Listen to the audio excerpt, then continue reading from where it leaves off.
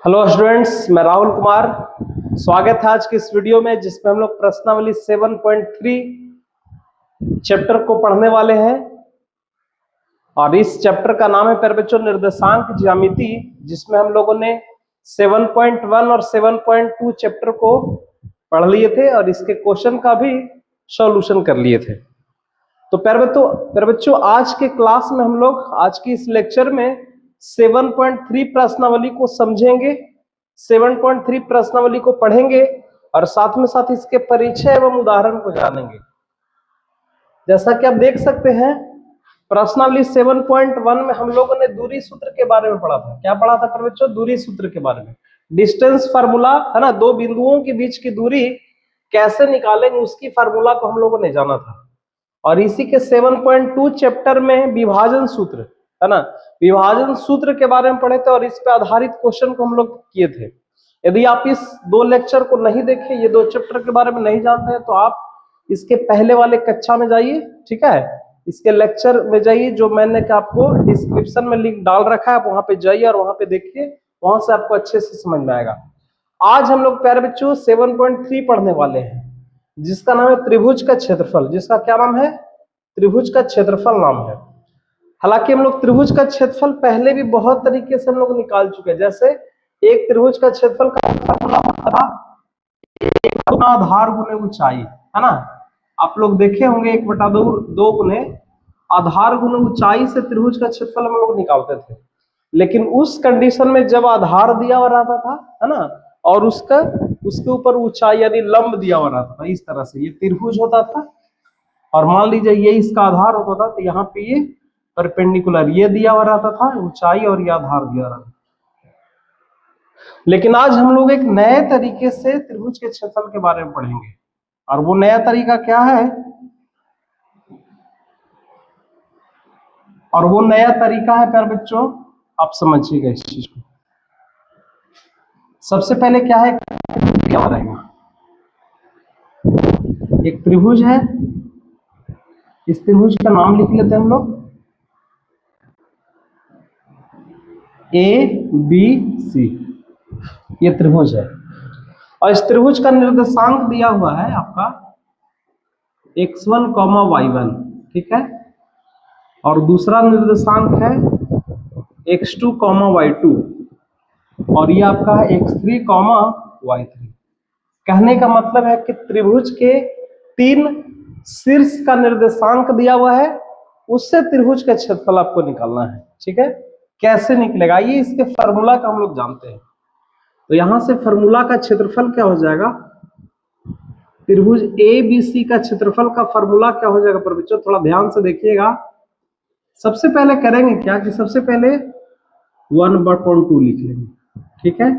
उसके बाद यहां पे लिख लेंगे 3 बार। कैसे? x y माइनस वाई, फिर plus x y minus y, फिर से x y माइनस वाई। अब यहाँ पे x y माइनस वाई 1 2 3 क्या होगा, x1 y1 x2 y2 क्या होगा, उसको समझने के लिए आप एक सर्कल को देखिए, इस सर्कल को समझिए। ये सर्कल में एक बिंदु है, यहाँ पे 1 लिखा हुआ है, दूसरी बिंदु 2 है और तीसरा बिंदु आपका क्या है, 3 है। तीसरा बिंदु क्या आपका 3 है।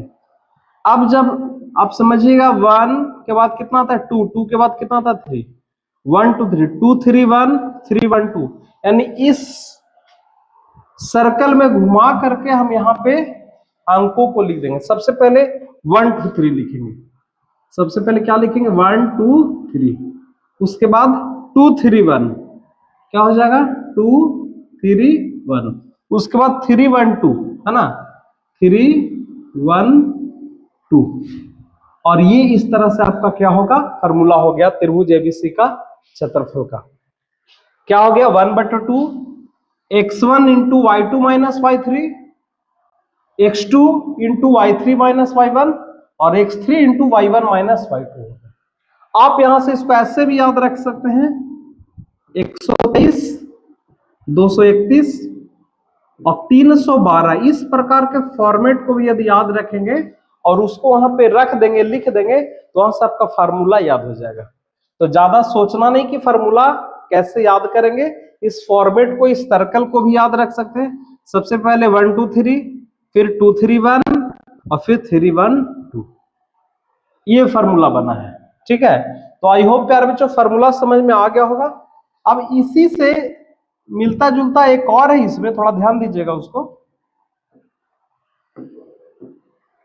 वो क्या है कि मान लिया जाए तीन बिंदुएं समरेख हो, तीन बिंदुएं क्या हो, समरेख हो, तो उस कंडीशन में त्रिभुज का क्षेत्रफल क्या होगा। जैसे कंडीशन है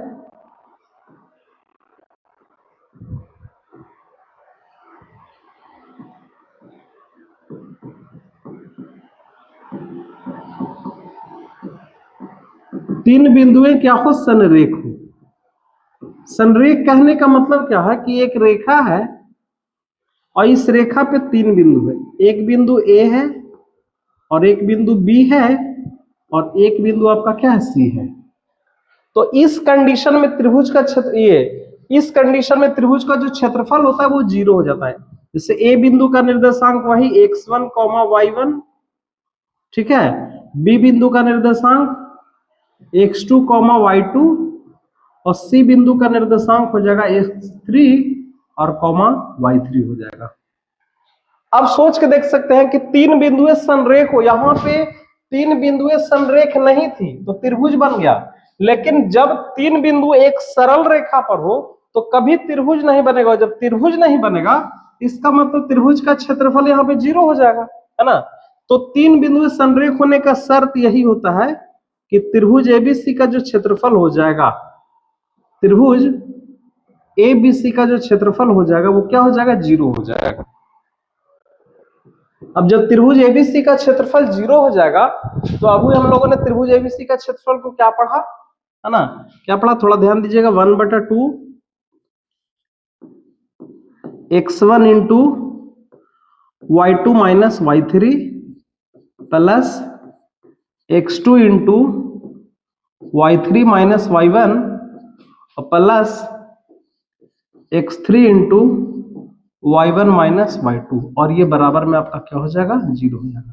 अच्छा, आप चाहो तो आप यहाँ पे मॉड भी लगा सकते, देखिए ये आपका यहाँ पे मॉड भी लगा सकते। मॉड क्यों लगाया जाता है बच्चों, क्योंकि त्रिभुज का क्षेत्रफल हमेशा पॉजिटिव आएगा, है ना। और मॉड का काम भी क्या है कि इसके अंदर यदि निगेटिव वैल्यू कुछ आएगा तो उसको बाहर करेगा पॉजिटिव के रूप में। तो 1/2 उधर चला जाएगा तो ओवरऑल आपका क्या बनेगा, फार्मूला लगभग आपका क्या बनेगा कि यदि संरेख हो जाएगा, है ना, तीन बिंदु आपस में संरेख हो जाएगा तो ओवरऑल फार्मूला 1/2 उधर कर देंगे तो 0 हो जाएगा। तो ये बनेगा लगभग overall x1 y2 minus y3 plus x2 y3 minus y1 plus x3 और y1 minus y2 is equal to 0। तो ओवरऑल ये आपका फार्मूला हो गया किसके लिए, कि तीन बिंदु यदि संरेख होगा तो उस कंडीशन में हम ये फार्मूला लगा सकते हैं। तो आई होप, हालांकि ये फार्मूले क्लास 10th में बिहार बोर्ड में है, बाकी बोर्ड में ये इरेज कर दिया, हटा दिया, जैसे आप Rajasthan board, MP board, UP board, है ना, ये सब बोर्ड में ये तीसरा जो चैप्टर है 7.3 चैप्टर पूरी तरह से हटा चुका है। लेकिन चूंकि बिहार बोर्ड में तो इसको हम लोग को पढ़ना पड़ेगा और इससे क्वेश्चंस आपको एग्जाम में आते हैं, ऑब्जेक्टिव क्वेश्चन भी आते हैं और सब्जेक्टिव क्वेश्चन। तो थोड़ा अच्छे से इसको सॉल्व करना होता है। ज्यादातर बच्चे इस फार्मूला तो लिखते हैं लेकिन सॉल्व करने में प्लस माइनस में थोड़ी सी परेशानी हो जाती है, वहां पे गलत कर बैठते हैं। तो थोड़ा ध्यान से इसको सॉल्व करना होता है इस चैप्टर को। और बाकी 11th और 12th में ये चैप्टर है पूरा का पूरा, ठीक है, बेहतर होगा कि यहाँ पे पढ़ा जाए, है ना, 11th 12th में काम ही देगा। ठीक है, आइए तो प्यारे बच्चे इसके क्वेश्चंस के ऊपर हम लोग आते हैं, क्वेश्चंस के ऊपर आते हैं। देखिए क्वेश्चन क्या है आपका, क्वेश्चन है कि उदाहरण नंबर 11 क्या है कि उस त्रिभुज का क्षेत्रफल ज्ञात करें जिसके शीर्ष 1, -1, -4, -6 और -3, 5 है। चलिए तो सबसे पहले एक त्रिभुज बना लेते हैं यहाँ पे, क्योंकि त्रिभुज बना लेंगे तो थोड़ा काम आसान हो जाएगा।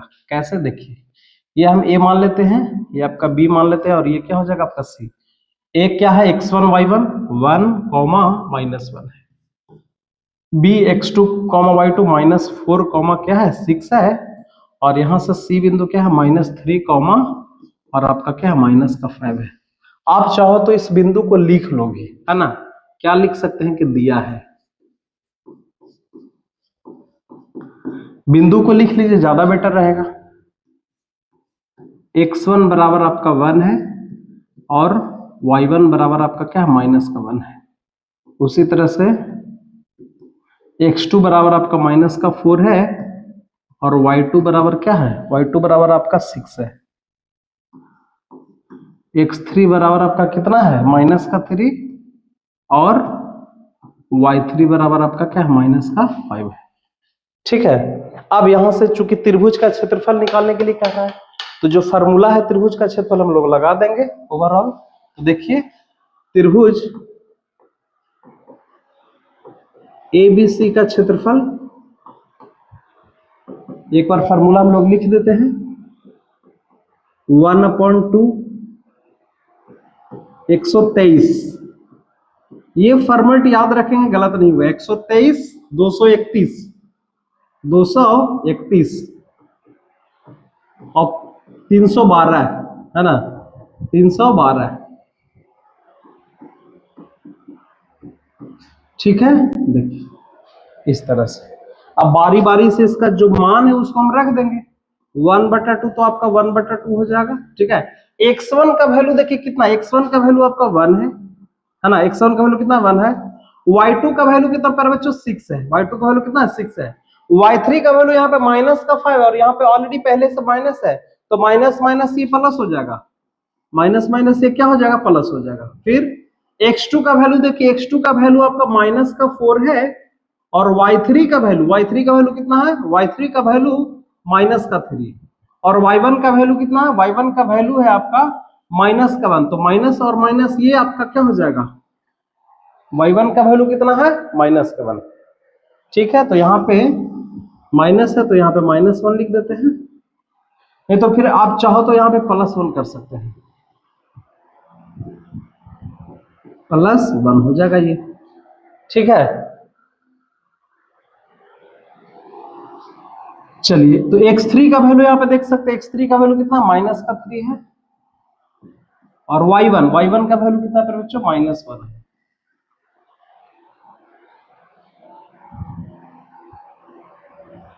यहाँ पे थोड़ा सा मिस्टेक हो रहा है, यहाँ पे एक मिनट रुकिएगा, थोड़ा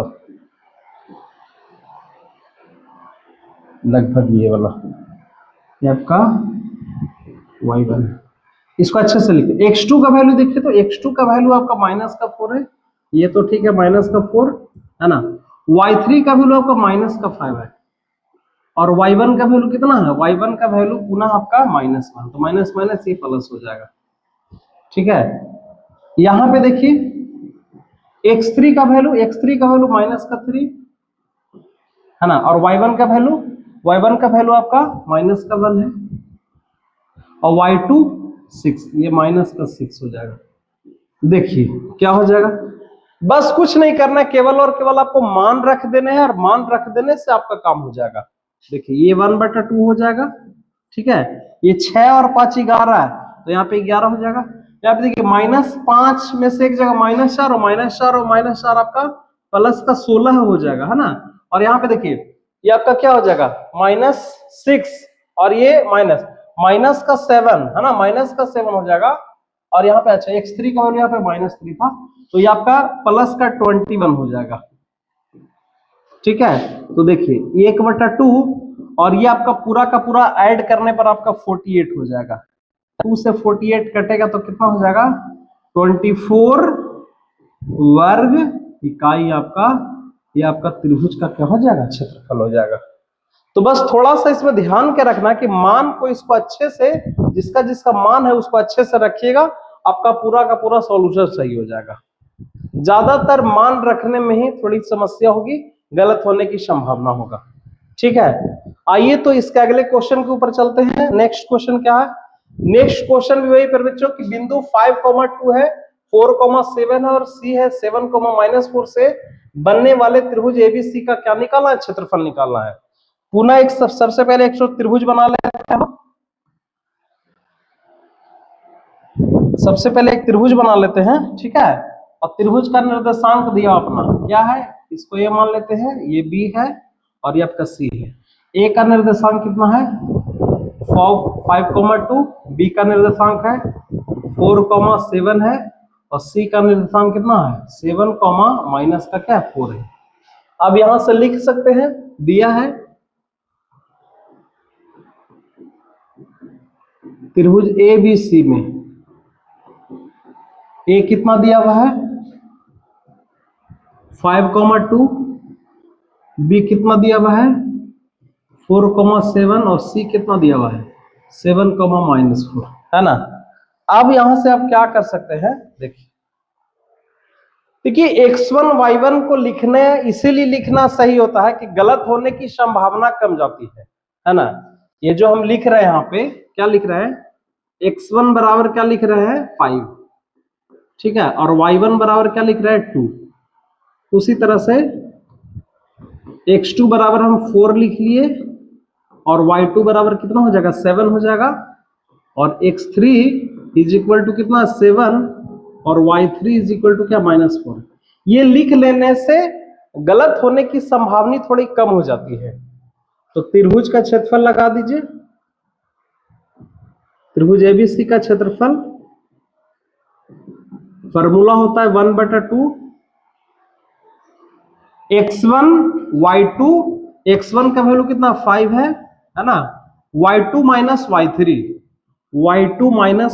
देखिए y3 यानी माइनस है तो ये आपका प्लस का 4 हो जाएगा। फिर x2 है ना, x2 का वैल्यू कितना है 4 है, y3 माइनस y1 231 होता है ना, यानी माइनस का 4 और y1 आपका माइनस का 2 यहां पे हो जाएगा। फिर क्या हो जाएगा x3 7 है, y1 माइनस y1 है आपका 2 और y2 कितना है y2 7 है। इस तरह से हो गया, ठीक है। सिंपल सा सॉल्यूशन कर देंगे यहाँ पे 7 और 4 11 हो जाएगा और 11 में 5 से गुना करेंगे तो 11 × 5 = 55 आपका हो जाएगा। यहाँ पे देखिए -4 और -2 माइनस का 6 हो जाएगा और -6 में 4 से गुना करेंगे तो क्या हो जाएगा माइनस का 24 हो जाएगा। और इसी तरह से यहाँ पे 7 में से 2 जाएगा तो बचेगा -5 और -5 में 7 से गुना करेंगे तो ये माइनस का 35 हो जाएगा, है ना। अब यहाँ पे देख सकते हैं 1/2 हो गया। अब इसको अंदर में घटाव कर लेंगे कितना हो जाएगा। और मैंने बताया था कि आप चाहो तो यहाँ पे आप मॉड लगा सकते हैं। मॉड लगाने का मतलब क्या है कि अंदर में यदि वैल्यू निगेटिव आ जाता है ना तो वो पॉजिटिव हो जाएगा, पॉजिटिव करके निकालता, धनात्मक बना के निकालता है। तो कितना हो जाएगा देख लीजिए 55 माइनस ये आपका 9 हो जाएगा, ठीक है, और ये आपका 3 × 2 = 59 हो जाएगा।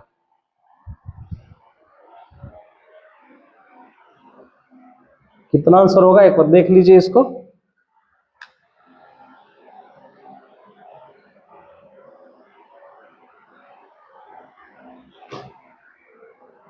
इसको हल कर लीजिए, क्या हो गया 1/2। अच्छा ये मॉड में आप कर सकते हैं, ठीक है, 1/2 और माइनस का 4, 2 से -2 बार में कटेगा यानी -2 का क्या हो जाएगा मॉड, -2 का मॉड आपका क्या हो जाएगा 2 हो जाएगा, 2 वर्ग इकाई। आप मॉड ना भी लगा करके नीचे में आप 2 वर्ग इकाई लिख सकते हैं। कैसे लिख सकते हैं कि त्रिभुज का क्षेत्रफल जो होगा वो कभी भी ऋणात्मक नहीं आएगा, जब भी आएगा तो क्या होगा धनात्मक होगा। और नहीं तो मॉड लगा के आप हल कर सकते हैं, कोई दिक्कत नहीं है, ठीक है। यहाँ पे आप मॉड लगा के हल कर दीजिए। चलिए तो आई होप क्वेश्चन नंबर 7.3 का उदाहरण नंबर 12 भी इस तरह के क्वेश्चन एग्जाम में प्यारे बच्चों पूछता है। 2 नंबर का क्वेश्चन एकदम पूछता है ना, या तो इस चैप्टर से या तो ये क्वेश्चन पूछ दे या तो अगला क्वेश्चन हम लोग देखने जा रहे हैं संरेख पे आधारित, वो क्वेश्चन पूछ दे। आपको कहीं ना कहीं 2 क्वेश्चन पूछता है, ठीक है। चलिए तो हम लोग नेक्स्ट क्वेश्चन इसको एक बार देख लेंगे, नेक्स्ट क्वेश्चन के ऊपर चलते हैं। नेक्स्ट क्वेश्चन देखिए आपका उदाहरण नंबर 13 है। देखिए P बिंदु दिया हुआ है, Q बिंदु दिया R बिंदु से बनने वाले त्रिभुज का, अच्छा ये भी क्वेश्चन उसी तरह से है, ये भी त्रिभुज के क्षेत्रफल पे ही आधारित है। तो आइए एक बार इसको फिर से हल कर लेते हैं, इसको भी हल कर लेते हैं। ये एक त्रिभुज है जिस त्रिभुज का नाम दे रखा है यहाँ पर PQR नाम दे रखा है। P बिंदु कितना है -1.5 कॉमा 3 है ना। और Q बिंदु कितना है 6 माइनस 2 है। और R बिंदु कितना है -3 कॉमा क्या है 4 है। यही ना R बिंदु है। अब यहां से इस त्रिभुज का क्षेत्रफल निकालिए। तो सबसे पहले x1 y1 लिख लेंगे, ठीक है। यहाँ पे लिख सकते हैं हल, है ना। दिया है, क्या दिया है, x1 का वैल्यू कितना हो जाएगा -1.5 हो जाएगा, और y1 का वैल्यू कितना हो जाएगा 3 हो जाएगा। उसी तरह से x2 का वैल्यू कितना हो जाएगा, x2 का वैल्यू 6 और y2 का वैल्यू -2। x3 का वैल्यू कितना हो जाएगा, x3 का वैल्यू आपका हो जाएगा -3 और y3 का वैल्यू कितना हो जाएगा 4 हो जाएगा। अब यहां से त्रिभुज का क्षेत्रफल निकाल लेंगे, किसका, त्रिभुज R का क्षेत्रफल। आप चाहो तो फार्मूला लिख सकते हैं, फार्मूला आपका हो जाएगा 1/2, है ना। फार्मूला तो मैं देखा 123 x1 करके x1 comma y2 minus y3 plus y3 minus y1 x3 y1 minus y2। ठीक है। अब यहां से हम क्या करेंगे, मान रख देंगे। आइए तो मान रख देते हैं 1/2 मॉड यहाँ पे दे सकते हैं। x1 का वैल्यू कितना है -1.5 है, ठीक है। y2 का वैल्यू -2 है ना, y3 का वैल्यू -4। कुछ नहीं करना, सिंपल सा मान रख करके आपको हल करना है। x2 का वैल्यू कितना हो जाएगा, x2 का वैल्यू 6 है, y3 का वैल्यू आपका 4 है, और y1 का वैल्यू कितना है 3 है, प्लस x3 का वैल्यू देख लीजिए, x3 का वैल्यू कितना है -3 है ना। और y1 का वैल्यू, y1 आपका y1 का वैल्यू 3 है, और y2 यानी माइनस है, और माइनस माइनस प्लस हो जाएगा यहाँ पे, ये मॉड। माइनस का 4 माइनस का 6 हो जाएगा, और 6 में -1.5 से गुना करें तो 15 6 करना, यानी ओवरऑल ये पूरा का पूरा 9 हो जाएगा। 4 में से 3 और 4 में से 3 जगह 1, यहाँ पे भी 6 हो जाएगा। यहाँ पे देखिए तो ये 3 और 2 5, 5 तिया 15 है ना, ये आपका माइनस का 15 हो जाएगा। अब यहाँ पे देख सकते हैं 1/2 गुने 15, ये 15 माइनस 15, 15 में से 15 जाएगा तो 0 हो जाएगा। 1/2 इंटू 0 इज इक्वल टू 0 वर्ग इकाई, ठीक है। ये आपका त्रिभुज का क्षेत्रफल यहां से क्या हो गया, 0 वर्ग इकाई हो गया। क्वेश्चन नंबर ये आपका 13 था।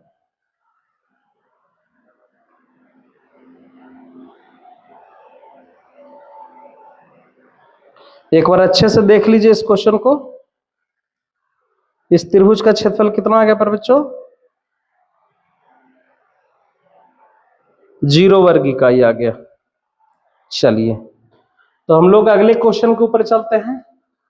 नेक्स्ट क्वेश्चन क्या है, नेक्स्ट क्वेश्चन है question number personally 7 question number आपका 14 है। देखिए ये क्वेश्चन है, के का मान ज्ञात करना है जिसके लिए बिंदुएं संरेखी है ना। बिंदुएं क्या है, संरेखी। तो सबसे पहले एक रेखा बना लेते हैं, और इस पे 3 बिंदु है। एक बिंदु आपका ए है, ठीक है, एक बिंदु आपका क्या ए है, दूसरा बिंदु आपका बी है, और तीसरा बिंदु आपका क्या है सी है, ठीक है। ए बिंदु का कितना है 2,3, बी बिंदु है 4, है, और सी बिंदु कितना है 6, है, 6, अब 3 बिंदुएं संरेखी है। लिखेंगे दिया है बिंदु ए बी तथा सी क्या है संरेखी है। 3 बिंदुएं क्या संरेखी, तो संरेखी होने का शर्त मैं बताया हूं। संरेखी जब होगा तो त्रिभुज एबीसी का क्षेत्रफल क्या हो जाएगा, त्रिभुज एबीसी का जो क्षेत्रफल हो जाएगा वो आपका 0 के बराबर हो जाएगा। और इसका डायरेक्ट फार्मूला हो जाएगा क्या, x1 y2 minus y3 plus x3 y2 minus y1, sorry एक मिनट,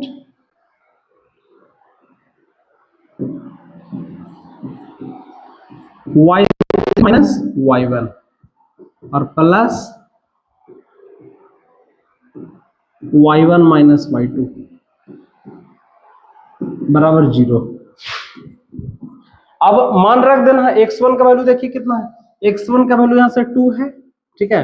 y2 का मान कितना हो जाएगा, y2 का वैल्यू आपका k हो जाएगा, k माइनस y3, y3 का वैल्यू आपका माइनस का 3 है ना, और ऑलरेडी यहां से पहले से माइनस है तो माइनस माइनस ये प्लस हो जाएगा, प्लस x2 का वैल्यू आपका 4 हो जाएगा, y3 का वैल्यू फिर से माइनस का 3 और माइनस y1 है ना, y1 का वैल्यू यहाँ पे कितना 3 है, y1 का वैल्यू कितना है 3 है, तो यहाँ पे 3 रख सकते हैं। अब x3 का मान कितना है, x3 का मान आप देख सकते हैं, x3 का मान आपका 6 है, x3 का मान कितना 6 है, और y1 का वैल्यू फिर से आपका 3 लिख सकते हैं, और y2 का वैल्यू क्या है k है, तो यहाँ पे आपका k हो जाएगा और इज इक्वल टू 0। अब इसको हल कर लेंगे, ये हो जाएगा 2k प्लस 6, यहाँ पे क्या हो जाएगा 3 और 3 6, 6 चौके 24, माइनस का आपका 24 हो जाएगा, और यहाँ पे देखिए 6 18 बनेगा और माइनस का 6k इज इक्वल टू क्या हो जाएगा 0। अब आप देख सकते हैं माइनस का 6 और 2k, तो ये आपका माइनस का 4k हो जाएगा, ठीक है। 18 और 6 24, और 24 में से 24 जीरो जाएगा तो ये प्लस का पूरा 0 हो जाएगा, ये बराबर 0। अब यहाँ पे देख सकते हैं माइनस का 4k क्या बन गया, माइनस का 4k इज इक्वल टू 0। इस तरह से k बराबर आपका क्या हो गया 0 हो गया, k का मान कितना हो गया 0। तो अब आपको समझ में आ गया होगा कि क्वेश्चन क्या कर रहा था कि k के किस मान के, k का वह मान ज्ञात करना था जिसके लिए बिंदु संरेखित, तो k का मान कितना आ गया 0। तो इस तरह से प्यारे बच्चों ये आपका क्वेश्चन हो गया, कौन सा क्वेश्चन नंबर 14 हो गया, उदाहरण का क्वेश्चन नंबर 14 हो गया। और इस टाइप का भी क्वेश्चन एग्जाम के दृष्टिकोण से भी आई है, ये भी क्वेश्चन, एक ये क्वेश्चन और एक त्रिभुज का क्षेत्रफल, दोनों को ध्यान में रखना है। इस तरह के क्वेश्चन एग्जाम में पूछते हैं, एक बार अच्छे से इसको देख लीजिए, उसके बाद फिर हम लोग आगे चलते हैं।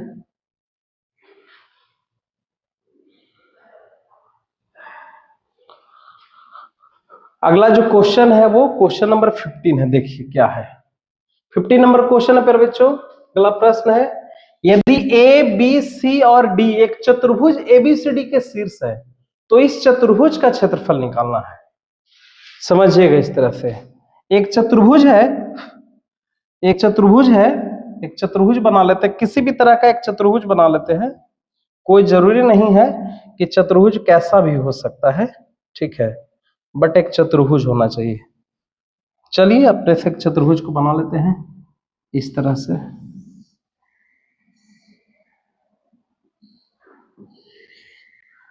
देखिए एक प्रकार का चतुर्भुज है, इसका निर्देशांक दिया हो, इसको ये मान लीजिए, ये बी है और ये आपका सी है और ये आपका बिंदु डी है, ठीक है।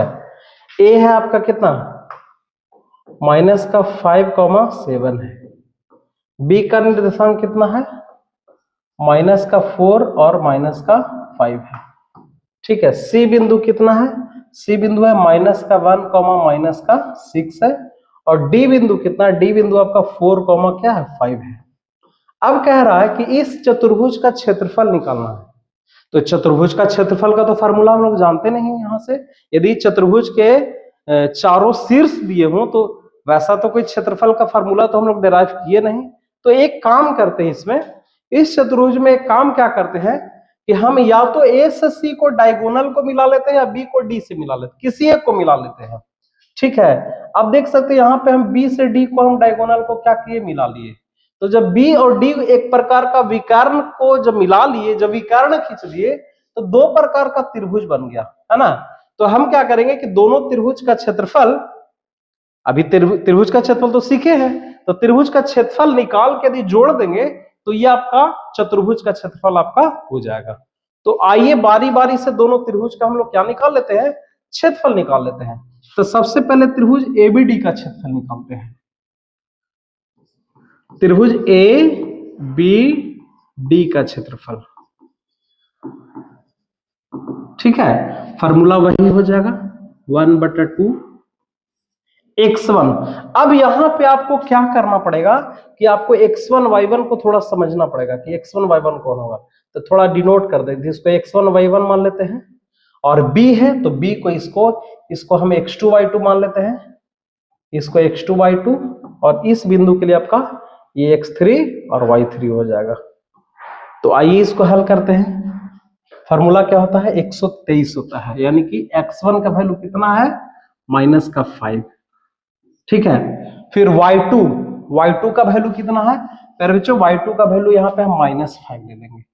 y2 का वैल्यू कितना ले लेंगे, -5, और 123 यानी y3 का वैल्यू कितना हो जाएगा, 5 हो जाएगा। y3 का वैल्यू कितना हो जाएगा, 5। ये आपका 123 का काम हो गया।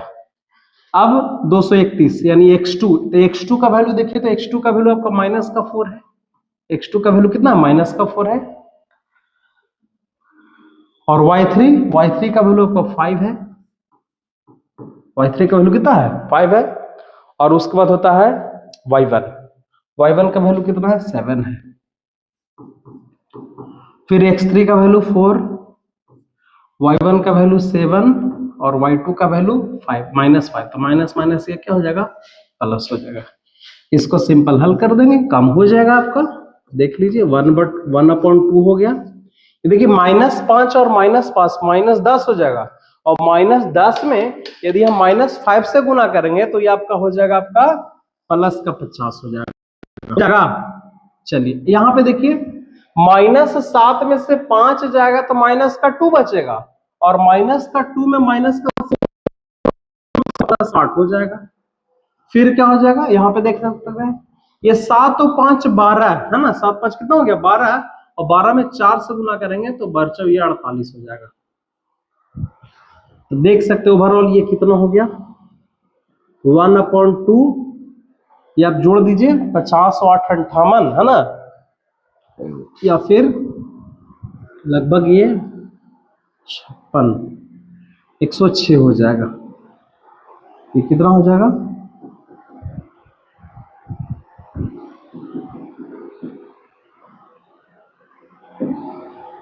ये आपका 106 हो जाएगा। और ये आपका कितना बार में कटेगा, 53 बार में, यानी कि लगभग ये आपका आ गया 53 वर्ग इकाई। एक त्रिभुज का क्षेत्रफल कितना आ गया, 53 वर्ग इकाई। बाकी दूसरे त्रिभुज का क्षेत्रफल निकालना है, एक बार देख लीजिए अच्छे से।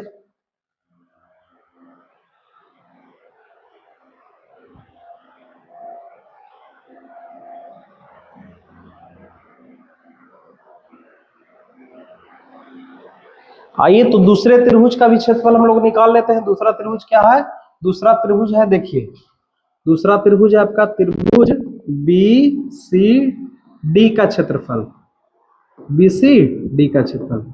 यहां पे भी फार्मूला वही लगेगा, x1 into y2 minus y3। अब यहां पे देखिए इसमें BCD में आपका अबर में ये x1 काम करेगा, ये आपका x1 y1 काम करेगा, ठीक है। और फिर ये आपका x2 y2 काम करेगा, x2 y2 है ना, और ये आपका काम करेगा x3 y3 का काम करेगा। तो थोड़ा बस इसी चीज को ध्यान में रखना है, ठीक है। तो देखिए तो x1 क्या है आपका, BCD है ना, x1 आपका क्या हो जाएगा, x1 आपका -4 हो जाएगा, x1 आपका क्या हो जाएगा, -4। फिर y2 का वैल्यू आपका -6 है, y2 का वैल्यू क्या, -6 है। और y3 का वैल्यू कितना हो गया, -5 हो गया, प्लस। फिर x2 का वैल्यू आपका -1 है, x2 का वैल्यू कितना, -1। फिर y3 y3 का वैल्यू 5, और y1 का वैल्यू कितना है, y1 का वैल्यू -5, माइनस ये प्लस हो जाएगा, ठीक है। फिर होता है x3 का वैल्यू कितना है, 4, y1 का वैल्यू -5 और y2 का वैल्यू -6। तो माइनस ये प्लस हो जाएगा।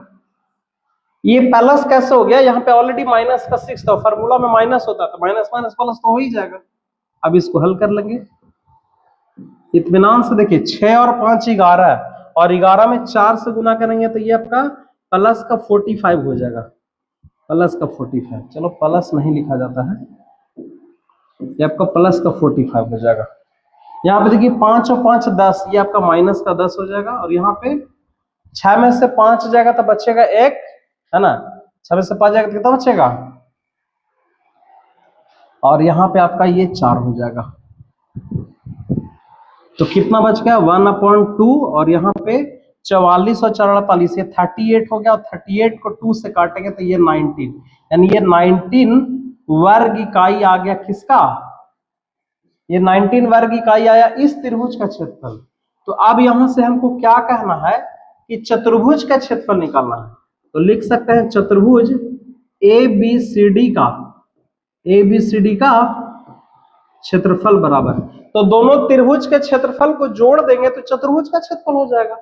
तो पहला त्रिभुज का क्षेत्रफल कितना आ गया 53 वर्ग इकाई, और दूसरे त्रिभुज का क्षेत्रफल 19 वर्ग इकाई, इसको जोड़ देंगे तो कितना हो जाएगा देख लीजिए, ये आपका हो जाएगा 72 वर्ग इकाई आपका आ गया त्रिभुज का, क्या आ गया क्षेत्रफल आ गया। एक चतुर्भुज था, चतुर्भुज के 4 शीर्ष दिए हुए थे और उसका क्या निकालना था, क्षेत्रफल निकालना था। हमने क्या किया, एक डायगोनल खींचा और डायगोनल खींचने के बाद 2 त्रिभुज बन गया, और त्रिभुज के शीर्ष जब पता था तो फिर त्रिभुज के शीर्ष से फिर आगे हम लोग इसका क्षेत्रफल निकाल दिया, दोनों त्रिभुज के क्षेत्रफल को जोड़ दिए, तो ये आपका क्या आ गया, आंसर आ गया। तो आई होप प्यारे बच्चों ये आज का क्वेश्चन नंबर कितना था 15, है ना। तो जो कि 7.3 के सारे एग्जाम्पल को कवर किया, और आज की क्लास यहीं तक। बाकी आगे के क्लास में मैं आपको इसके एक्सरसाइज के क्वेश्चन करवाएंगे, जितने भी एक्सरसाइज के क्वेश्चन है सब अगले क्लास में फिनिश हो जाएगा, और उसके बाद फिर हम लोग नए चैप्टर का शुरुआत करेंगे, ठीक है। तो एक बार अच्छे से इस वीडियो को देख लीजिए, इसमें से 2 क्वेश्चन प्यारे बच्चों पूछता है, एक तो त्रिभुज का क्षेत्रफल निकालना है, और एक यदि बिंदु संरेख है तो के का मान, जैसा कि हमने इस क्वेश्चन को देखा, ठीक है। ये क्वेश्चन को देखिए,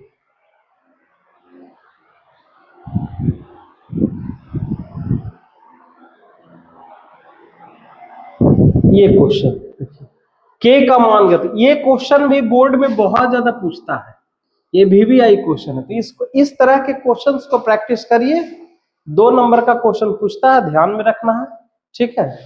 चलिए तो फिर बच्चों आज के क्लास को हम लोग यहीं पे वाइंड अप करेंगे, और मिलेंगे अगले क्लास में इसके प्रश्नावली के क्वेश्चन के साथ। तब तक के लिए खूब मन लगा के पढ़िए। थैंक यू फिर बच्चों, थैंक यू वेरी मच।